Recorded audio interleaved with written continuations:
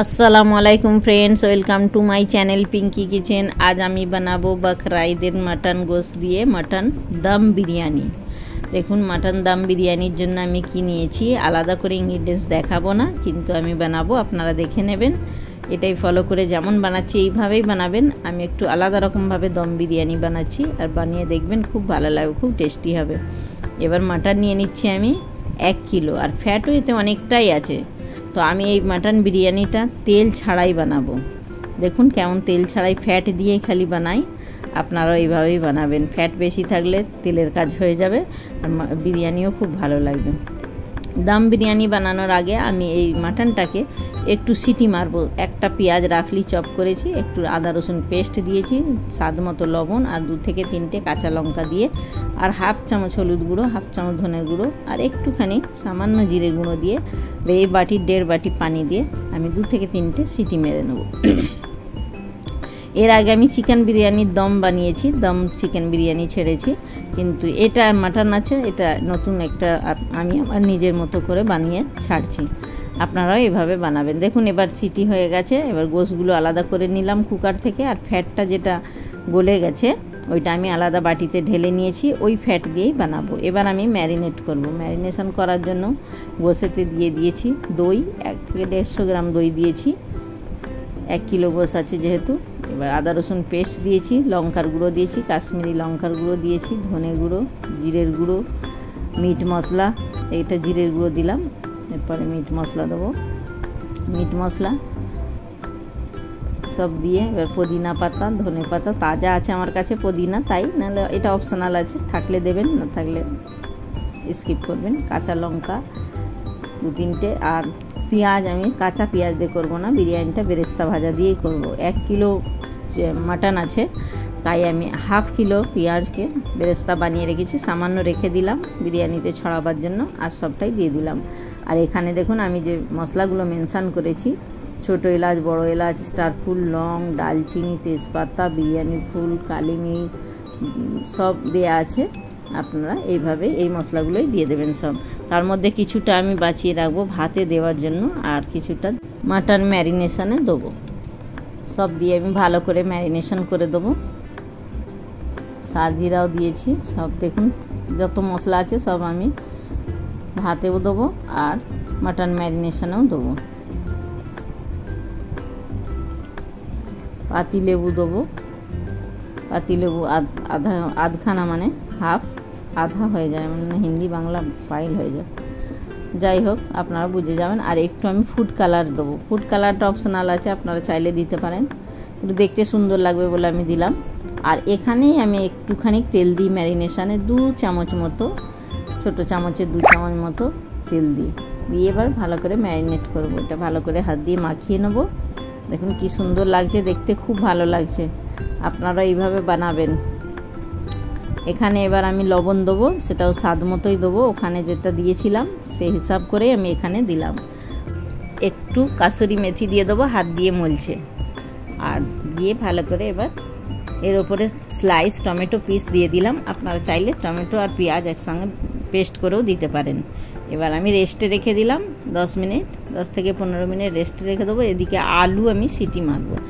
বিরিয়ানির আলুটা খেতে বেশি ভালো লাগে, তাই আমি আলুটা ভালো করে একটু সিদ্ধ করে নেবো। সিদ্ধ করার জন্য 1 থেকে 2টো সিটি মারবো। একটু কালার দিলাম, একটু তেল দিলাম, একটু আদা রসুন পেস্ট দিয়েছি, আর লবণ দিয়েছি, দিয়ে একটু সিটি মেরে নেবো, 1 থেকে 2টো সিটি। এবার ওইটাকে তুলে নিয়ে আমি ফ্রাই করব, আর ফ্রাই করাটা আমি দেখাচ্ছি না। আর এদিকে আমি ভাতের পানি বসিয়ে দিলাম, ভাতের পানিতেও দিয়ে দিয়েছি যে মেনশান করেছিলাম মশলাগুলো, সেগুলোই দিলাম। আর কাঁচা লঙ্কা, ধনে পাতা, পুদিনা পাতা দেবো, একটু তেল দেবো, লবণ দেবো, সব দিয়ে দেবো, সামান্য তেল দিলাম, আর লেবুর রসও দেবো। আর মশলাগুলো আমি লিখে দিয়েছি, আপনারা দেখে নেবেন কী কী দিয়েছি।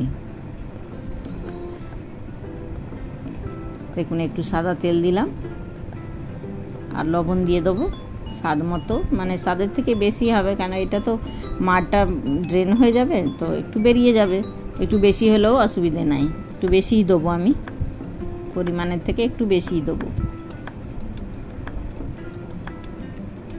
2 থেকে 3 চামচ দিয়ে দেবো লবণ। এবার আমি চাপা দিয়ে দেবো। এবার পানি বয়েল হয়ে গেলে চাল দেবো। চাল আগে থেকে আমি ধুয়ে ভিজিয়ে রেখেছিলাম, চালটা আমি দিয়ে দেবো। এদিকে পানি বয়েল হয়ে গেছে, দেখুন চাল আমি 1 থেকে 2 ঘন্টা ভিজিয়ে রেখেছিলাম। আর 80% আমি ফোটাবো, কেন কি এটা দম বিরিয়ানি আছে, তাই আমি 80%ই চালটা তৈরি করব। দেখুন 80% হয়ে গেছে, চাল চেক করে নেব। এবার আমি ছেঁকে তুলে নেব ভাতগুলোকে। 80% হয়ে গেছে, দম 20% দমে হবে। এদিকে ভাত হয়ে গেছে, এবার আমি এদিকে বিরিয়ানির তৈয়ারি করব। দেখুন ওই যে আমি কুকার থেকে তুলে রেখেছিলাম ফ্যাটগুলো, ওই ফ্যাট দেখুন কত আছে, এই ফ্যাট দিয়ে আমি বানাবো। পুরো বিরিয়ানিটা এইভাবে বানবে, আর একটুও তেল নাই, এটা পুরোটাই ফ্যাট আছে। কিছুটা নিচে দেবো, কিছুটা বাঁচিয়ে রাখলাম ওপরে দেবো। আপনারাও এইভাবে বানাবেন। দেখুন ম্যারিনেশন করা গোশগুলো এবার আমি দিয়ে দিচ্ছি ওই ফ্যাটের ওপরেই। গ্যাসের ফ্লেম আমি একদম লো ফ্লেম এখন করে দিয়েছি। ম্যারিনেশন করা গোশগুলোতে দিচ্ছি, সব গোশ দিয়ে দিয়েছি। আপনারা এইভাবেই বানাবেন। এবার আমি দিয়ে দেবো বিরিয়ানির ভেজে রাখা মশলা, গরম মশলা যত আছে সব ভেজে রেখেছিলাম, বিরিয়ানির মশলাগুলো ওটাই দিলাম। আর গোলাপ পানি দেবো, কেওড়া পানি দেবো। একটু খুব সুন্দর গন্ধ ছাড়ছে, খুব ভালো লাগছে। আপনারা এইভাবেই বানাবেন, বানিয়ে খেয়ে দেখবেন। ভালো লাগলে লাইক করবেন, শেয়ার করবেন, আর নতুন বন্ধুরা হলে সাবস্ক্রাইব করবেন। এবার ভাতগুলো এর ওপর আমি দিয়ে দিলাম।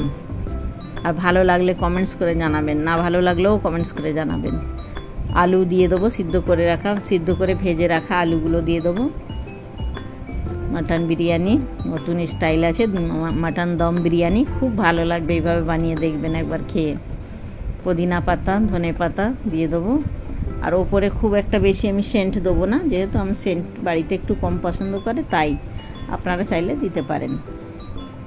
এবার ওপরে ফ্যাট দিয়ে দেবো, যে ফ্যাটটা আমি বাঁচিয়ে রেখেছিলাম লিকুইডটা ফ্যাটের, ওইটাই দিয়ে দিলাম। ওপর থেকে আর আমি ভাজা তেল দেবো না। এবার ভাজা পেঁয়াজ দিয়ে দেবো, একটু রং দিয়ে দেবো, খুব বেশি রং দেবো না, একটু কালার করেছি খালি। এবার আমি দমে দিয়ে দেবো। 5 মিনিট হাই ফ্লেমে দেবো, 15 মিনিট লো ফ্লেমে দেবো।